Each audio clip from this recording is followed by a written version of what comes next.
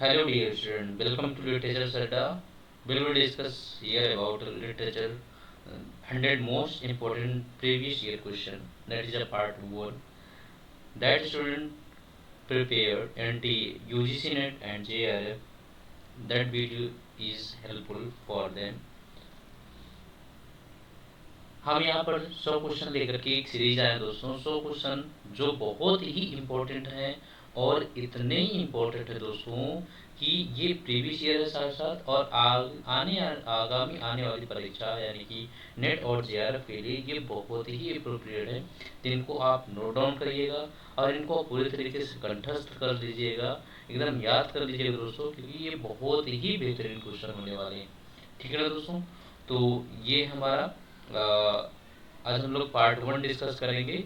जो भी स्टूडेंट को कोई भी इंक्वायरी हो या कोई भी इंक्वायरी चाहते हो तो उसके लिए आप जो है आप हमारे इस नंबर पर मैसेज कर सकते हैं।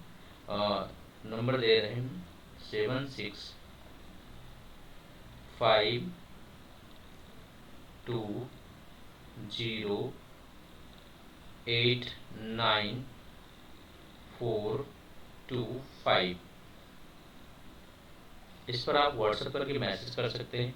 आइए दोस्तों, ज़्यादा देर न करते हुए हम लोग एक क्वेश्चन को डिफाइन करते हैं। बहुत ही बेहतरीन क्वेश्चन है और इनको आप ध्यान से लिखिएगा, ध्यान से पढ़िएगा दोस्तों। First question, who among the following is the earliest available Indian dramatist. पहला क्वेश्चन लिखा हुआ है who among the following in the earliest available Indian dramatist. Is that clear?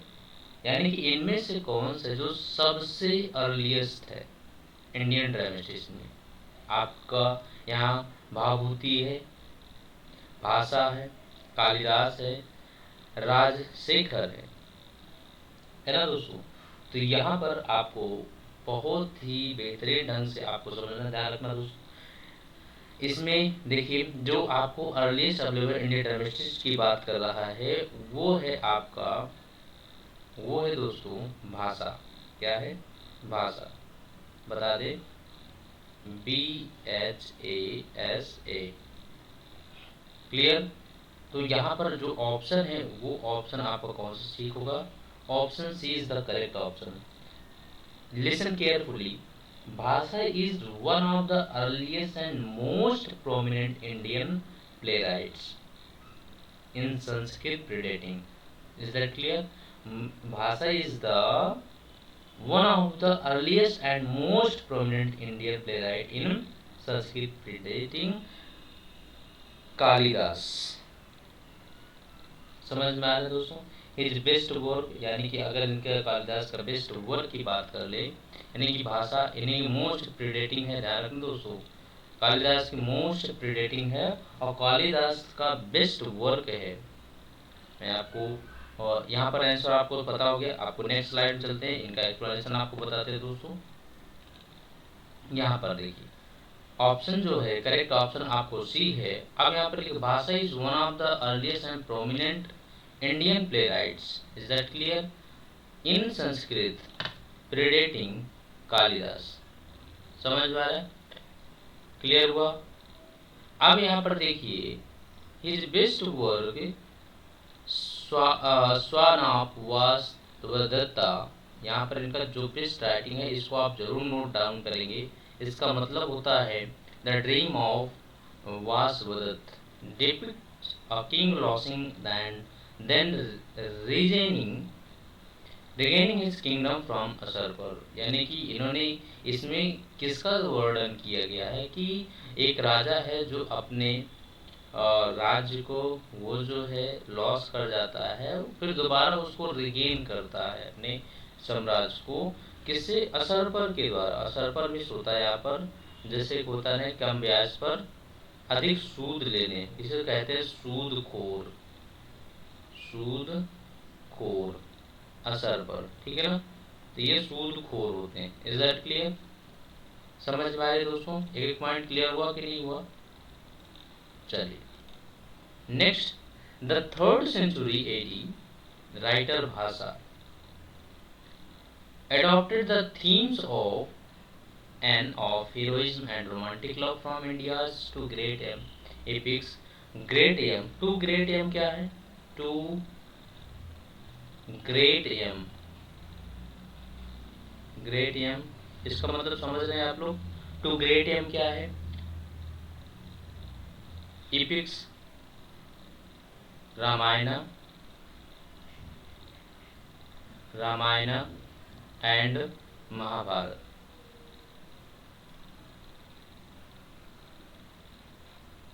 Mahabharat clear? यहाँ तक बात समझ में आ गई? पहला क्वेश्चन आपको समझ में आया? Is that clear? आइए नेक्स्ट क्वेश्चन चलते हैं। We will discuss Edgar Allan Poe. Edgar Allan, ध्यान रखना दोस्तों, एडगर एलन की बात कर रहा है। इन पर जरूर, इन पर आप नोट डाउन कर लीजिएगा। एडगर एलन का जन्म कब हुआ, एडगर एलन का क्रोनोलॉजी क्या है ना? Often call as the originator of the short story. प्रायः क्या कहलाए जाते हैं? देखो यहाँ पर प्रश्न कर सकते हैं, who called as the originator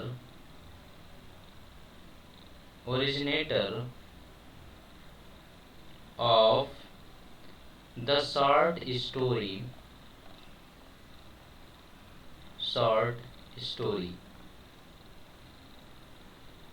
तो आप क्या कहेंगे? Edgar Allan Poe. Is that clear?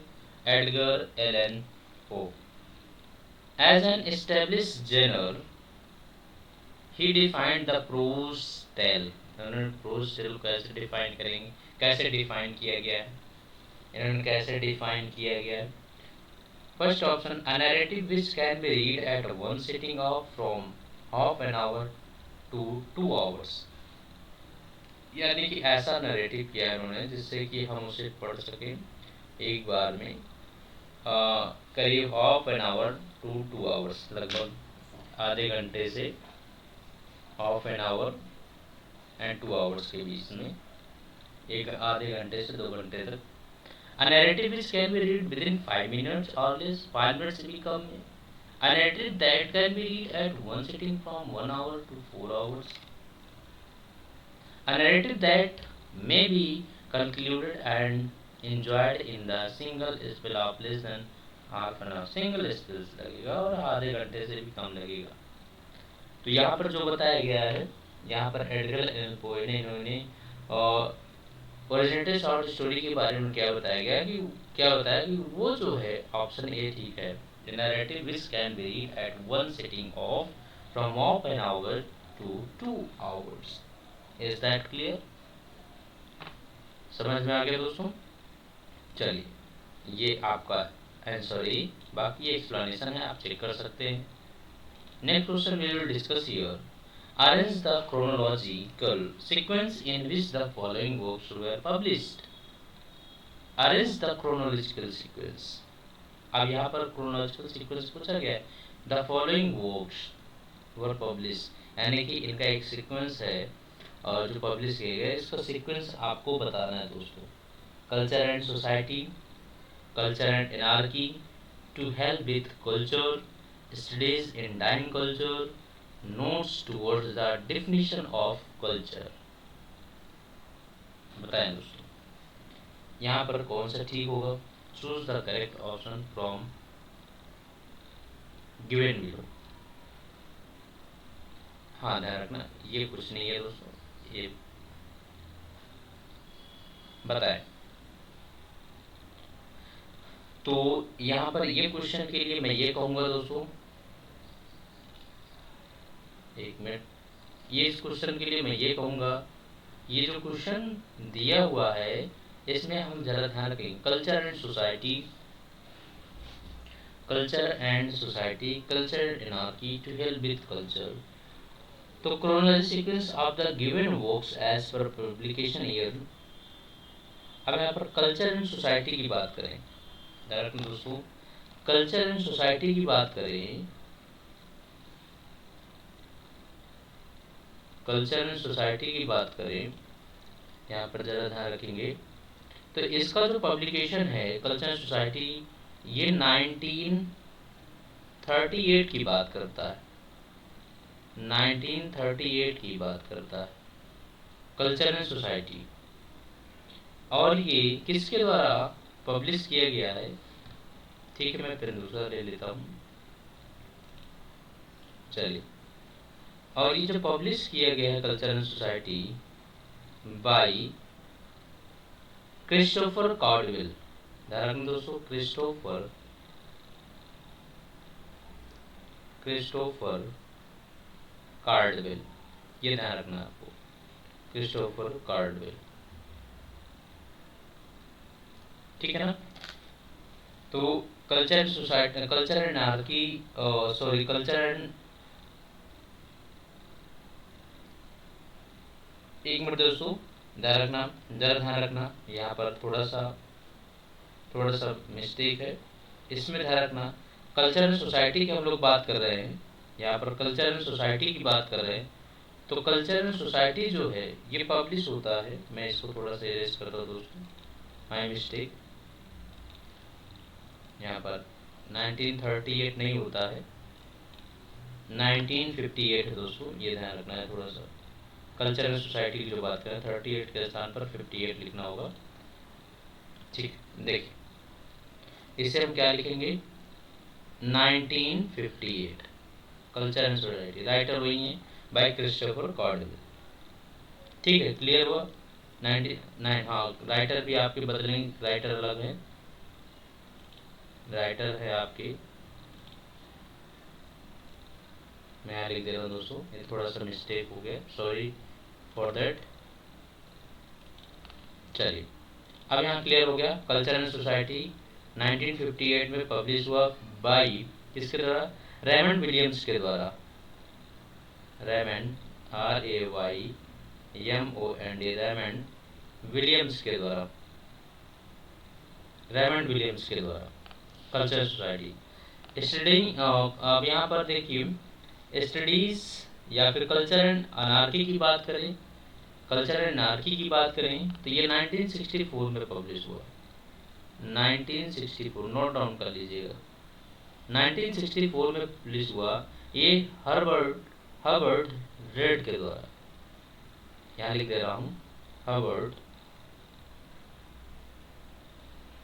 यहाँ पर हर्बर्ट रीड के द्वारा ये आपका culture and anarchy, is that clear? To help with culture,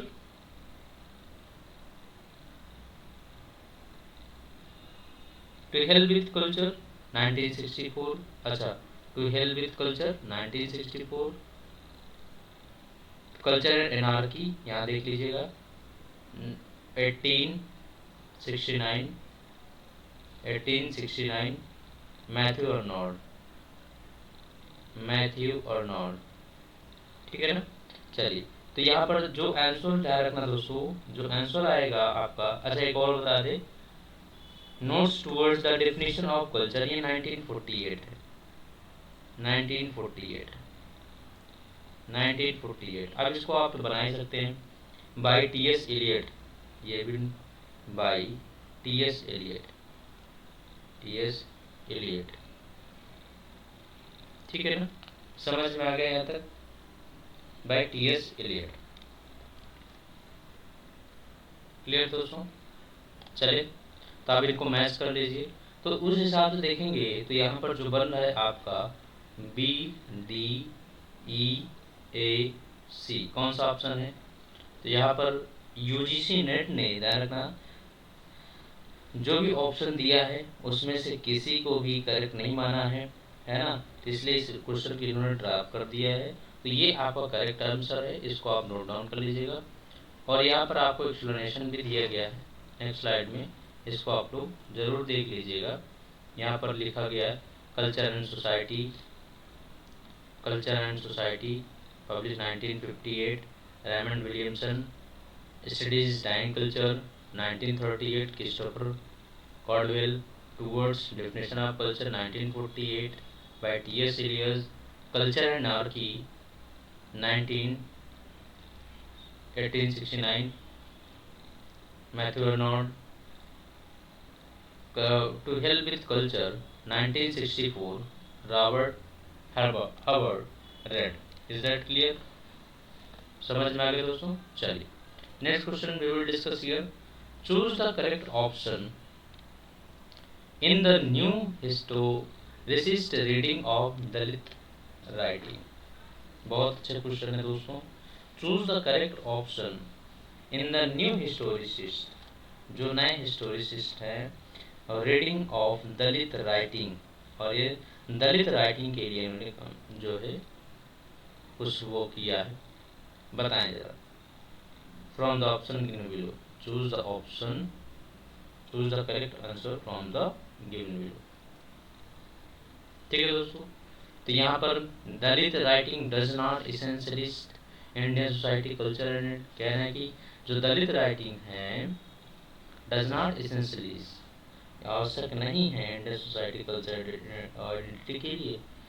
Dalit writing has inflected the imminent meta narratives, there is no single location of Dalit writing, कोई single location नहीं Dalit writing. Dalit writing is only political category, केवल राजनीतिक category है। Dalit writing is not grounded in history, in history, यानी कि कोई इतिहास नहीं है। नॉट, क्या करेंगे आप बताएं जरा, कौन सा ऑप्शन ठीक है कौन सा गलत है? तो यहाँ पर ध्यान रखेंगे जो ऑप्शन दिया गया है ABC, ACD, ADE, BDE, तो ध्यान रखेंगे पहली बात तो Dalit writing does not essentially Indian society culture and identity. तो यहाँ पर कहना क्या चाह रहा है, इस बात को ज़रा ध्यान समझे। Correct option in the new historical reading of Dalit writing के लिए उन्होंने जो पढ़ा था, इन्होंने क्या कहा था, दलित राइटिंग डज नॉट एसेंशियली, यानी कि आवश्यक नहीं है इंडियन सोसाइटी कल्चर के लिए, है ना, ये ध्यान रखेंगे। और दूसरा, अब यहाँ पर Dalit writing inflected eminent meta narrative, जो मेटा नैरेटिव्स है वो दलित राइटिंग इन्फ्लेक्टेड होते थे। No single location of Dalit writing, का कोई सिंगल लोकेशन नहीं है, ठीक है ना। Dalit writing is only a political category, नहीं ये पॉलिटिकल कैटेगरी में केवल नहीं होते भाई, सब लोग इंक्लूड होते थे। नॉट ग्राउंडेड हिस्ट्री, नहीं ऐसा नहीं है भाई, इनका भी अपना इतिहास होता था, है ना। तो दो ऑप्शन नहीं होंगे यहाँ पर, ऑप्शन आपका ABC is the correct option A. Is that clear? ये आपको ऑप्शन दिया गया है, इसको आप पढ़ लेंगे। Option A is correct. Next question, how many major form of drama have been described by Bharata in his manual of dramaturgy, यानी कि हाउ मेनी मेजर फॉर्म्स, कितने मुख्य फॉर्म ड्रामा के डिस्क्राइब किए हैं भारत के द्वारा अपने मैनुअल ड्रामेटर्जी में, कितने, हाउ मेनी। तो यहाँ पर यानी कि ये जो मैनुअल ड्रामेटर्जी भारत ने पब्लिश किया है वो लगभग कितने हैं, 10 हैं, यानी कि उन्होंने 10 बताया है। समझ में आया दोस्तों, कितने, 10। Bharata is his manual of dramaturgy has described 10 major form of drama. Natyasas is a detailed treatise and handbook on dramatic art that deals with all aspects of classical Sanskrit theatre. Is that clear? यानी कि आपको ध्यान रखना है 10 है, इनसे direct question पूछ लिया जाता है, ये लिखा हुआ है, तो इनको आप रेड कर लीजिएंगे। नेक्स्ट क्वेश्चन, ये बहुत ही इंपॉर्टेंट क्वेश्चन है, ध्यान रखना दोस्तों। जो भी क्वेश्चन यहाँ पर आपको दिए जा रहे हैं PYQ हैं और साथ ही साथ UGC के दृष्टिकोण से बहुत ही इम्पोर्टेंट है। Being a white man in short was very concrete manner of being in the world, a way of taking hold of reality, language and thought. What does the theorist signify by the term white man? जरा बताएं इसका term क्या होगा white man का, बताएं जरा। Being a white man, white man होना, in short was very concrete manner of being in the world, बहुत concrete manner है इन संसार में, a way of taking hold of reality, language and thought, अपनी reality language thought को hold करना है, way of एक तरीका। तो जरा बताइए वाइट मैन क्या है? डोमिनेटिंग मैन हो सकता है, मेगलोमैनिक मैन हो सकता है, a man with double consciousness हो सकता है, ए फॉर्म ऑफ कॉलोनियल अथॉरिटी। तो आपको क्या बताना है दोस्तों? तो आपको बताना है वाइट मैन, वाइट मैन, जरा बताएं वाइट मैन। तो देखो बीइंग अ वाइट मैन, अगर इसको आप ध्यान से पढ़ेंगे दोस्तों तो बिल्कुल 100% कर ले जाएंगे। होना एक white man sort was very concrete manners, concrete manners यानी कहीं ना कहीं अपने आप में दृढ़ होना, सुदृढ़ होना। अभी आप टेकिंग होल्ड करना आप लैंग्वेज एंड थॉट को, जो लैंग्वेज थॉट विचारों पर वास्तविक रूप से होल्ड कर ले, तो वो क्या है पूरी तरीके से क्या है दोस्तों? A form of colonial authority, यानी कि एक प्रकार का क्या है, आप उस उपनिवेश कॉलोनियल जो है, आपका जो परिवेश कॉलोनियल है, उसके अथॉरिटी यानी कि वहाँ पर आपको अधिकार है। White man is being a white man in short was a very concrete manner of being word, a way of taking hold of reality language and thought, signify a form of colonial authority, ये colonial authority को signify करता है। There was a time between early 17th century, यानी कि एक समय था 17th century का to mid 20th century, यानी कि 17th century से लेकर के mid 20th century तक, मिड 20th सेंचुरी तक बात कर रहे हैं, 20th सेंचुरी तक बात कर रहे हैं। when nearly all the world was colonized, यानी कि करीब पास में थे जहाँ पर पूरा वर्ल्ड colonized होने वाला था by white people की बात कर रहा है, white man, समझना, form of colonial authority। Clear हुआ? ऐसा नहीं कहते ना कि भाई अंग्रेजों का शुरू ही कभी ऐसा नहीं होता था, है ना। तो वही कहना चाह रहा है कि ए फॉर्म ऑफ कॉलोनियल अथॉरिटी को दिखाता है, that is a white man. Very simple question, you can do it. Next question, ये आपको आंसर दिया गया, आप देख सकते हैं। प्रोज रोमांसेस की बात कर रहा है। Preceded the emergence of novel as a popular literary genre, ये क्या है, इस पर आप जाकर के चर्चा करनी है, आपको इस पर सर्च करना है कि what is a literary genre, which texts among the following fall under the category of prose romance? जरा बताइए, prose romances preceded the emergence of novel as a popular literature, which text, कौन सा text among the following जो दिया गया है fall under the category of prose की, prose romance की कैटेगरी में आता है? The Pilgrim's Progress and the Spectator, Oroonoko and the fair jilt, Pamela and Clarissa, Amelia and Ferdinand Court Fathom, जरूर बताएं। तो यहाँ पर जो करेक्ट आंसर है दोस्तों वो है आपका B option, ओरोनको and the फेयरलिट।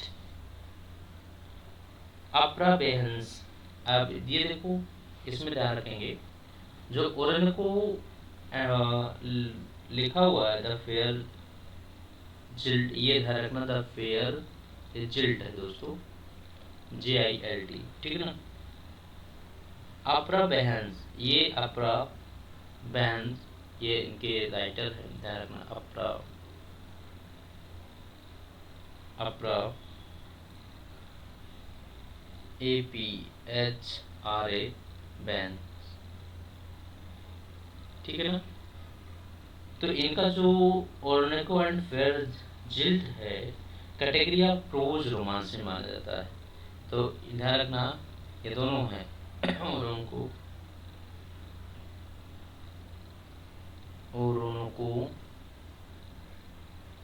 ओरोनको and अपरा बैन, ठीक है ना। ये दोनों प्रोज रोमांस माने जाते हैं, प्रोज रोमांस है, प्रोज रोमांस हैं किसके? प्रोज रोमांस हैं ये अप्रा वैन। अच्छा, अप्रा वैन यहाँ लिख दिया मैंने, ये राइटर है। इनका जो दूसरा है द फेयर जिल्ट, द फेयर जिल्ट, ये ध्यान रखेंगे, इनको नोट डाउन कर लेंगे। तो ये प्रोज रोमांस हैं, तो option B is the correct option. Oroonoko और द रॉयल स्लेव। अब इसी को ओरोंको का जो नेक्स्ट कभी कभी पूछ लिया जाता है, इसी से बना हुआ है द रॉयल स्लेव, इसी से मिलकर बना हुआ है। ये पब्लिश हुआ है 1688, नोट डाउन कर लीजिएगा। Deals with eponymous hero Oroonoko's life, love, rebellion and execution. Is that clear? The Fair Jilt 1688, a novella by Afra Vance, delves into the strange story of Miranda. Strange story यानी कि the fair जिल्ट के अंदर strange story of Miranda की strange story बताई जाती है यहाँ पर। समझ में आ गया दोस्तों?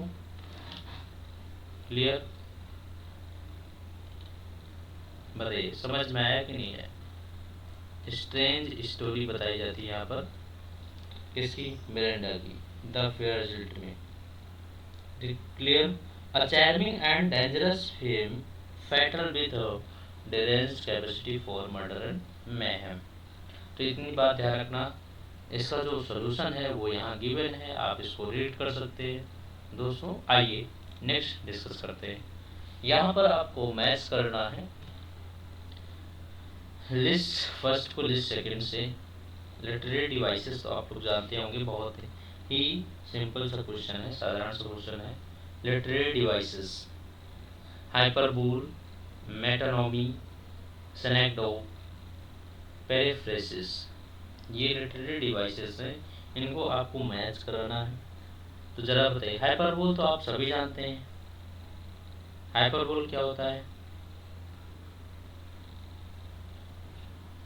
बहुत ही किसी चीज को बहुत ही एग्जैजरेशन मैनर में कहना, से something in exaggeration manner.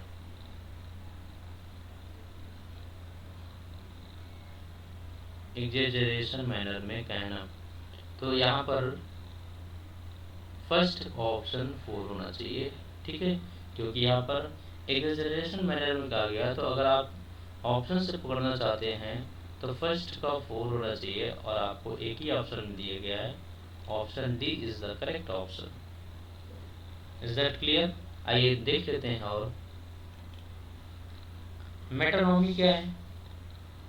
Metonymy है referring to something by the name of something is that is closely connected with if.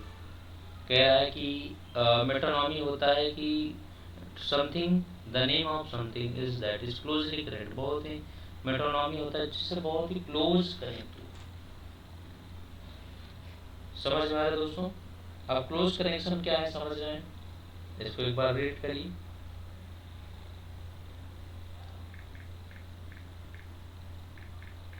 Close connection जानते हैं दोस्तों? यानी कि जैसे कि किसी चीज का, जैसे किसी से बहुत ही क्लोज रिलेशन हो, उसे metonymy. The word for one thing is used to refer to something related to that thing. समझ में आ रहा कि नहीं आ रहा? बताइए, मेटानोमी समझ में आया कि नहीं? नहीं समझ में आया?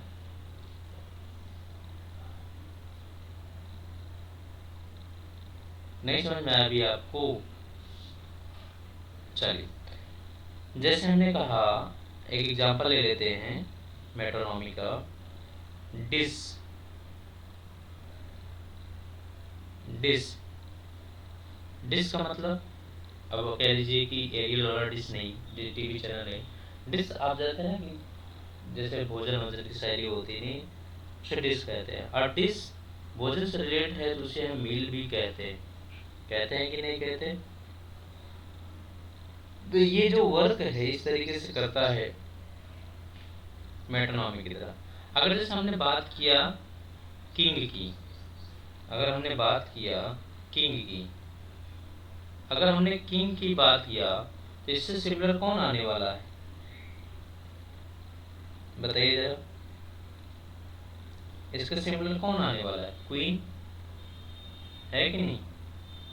तो ये मेट्रोनॉमी का एग्जाम्पल होता है। बात समझ में? जैसे डिश की मैंने बात किया, dish as a substitute for a whole plate of food,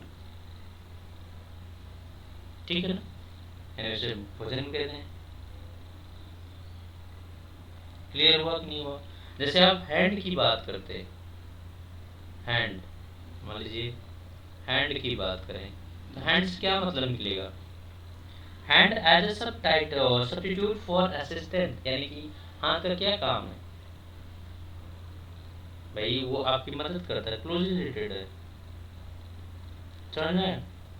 अगर हम टंग की बात करें, टंग, टंग जानते हैं ना, तो इससे क्या क्लोज रिलेटेड है बताइए। तो ये लैंग्वेज को रिप्रेजेंट करती है। टंग ना हो तो क्या हम रिप्रेजेंट कर सकते हैं? नहीं कर सकते हैं। मेट्रोनॉमी क्लियर, समझ में आ गया? समझ में आया कि नहीं आया? चलो नेक्स्ट, सेनेडोक। सेनेडोक की बात करें, सेनेडोक क्या है जरा बताइए। तो यानी कि आपको मिल गया मेट्रोनॉमी का फर्स्ट। सेनेडोक क्या होता है इसको जरा बताइए।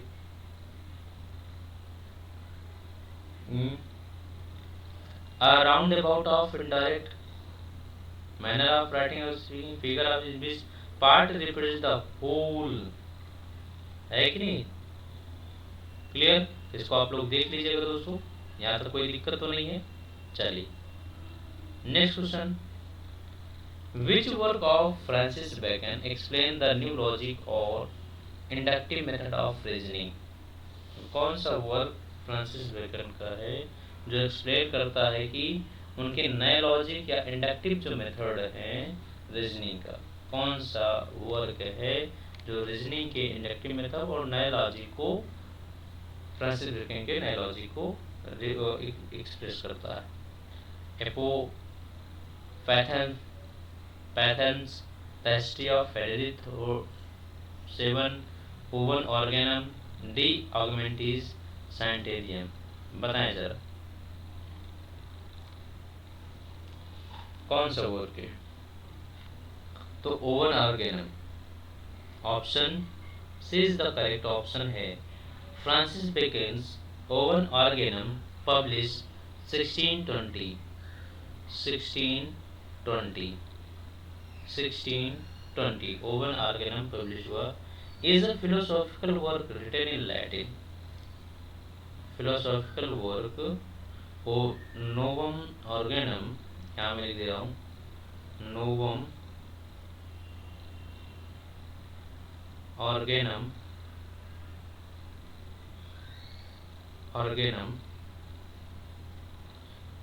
published 1620, written in Latin.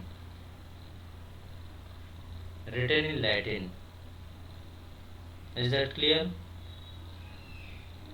The title is a reference to Aristotle's work Organon, which was his treatise on logic and syllogism. In Novum Organum, Bacon details a new system of logic or inductive method of reasoning. This is now known as the Baconian method. Baconian method now is known as Baconian method. Baconian method क्या होता है ये आपको search करना है। Baconian method समझ में आ गया दोस्तों? क्लियर। नेक्स्ट क्वेश्चन चले। ये एग्जाम्पल दिया गया, आप इसको देख लीजिएगा। Question number 10, according to Greek mythology, who is a Psyche in John Keats or to Psyche? बताएं जरा। According to Greek mythology, who is the Psyche in John Keats or to Psyche? पहली बात तो ये जान लीजिए, और टू साइक, ये क्वेश्चन यहाँ से आपको बन सकता है, और टू साइक, ठीक है ना। Written by John Keats, written by John Keats.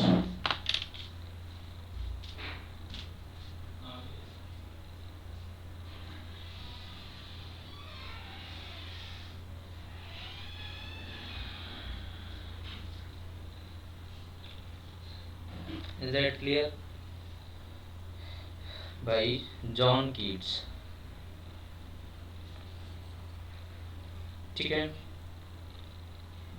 Publish 1819, publish कब वो 1819, और to Psyche written by John Keats and publish 1819। Is that clear? Mythology, mythology होता है जिसमें आपको कई सारे कैरेक्टर्स यानी भूत प्रेत आत्मा यानी कि काल्पनिक सब चीज़ों को जहाँ पर जिक्र किया है, that is a mythology. The poem is first of is 1819 odes, which include ode on an Grecian urn art to a nightingale. Psyche was the youngest and most beautiful daughter of king। यहाँ पर जो लिखा है PSYCHE, ध्यान रखना है, psychology वाला नहीं है। ये क्या है? Psyche is the beautiful daughter of a king, daughter,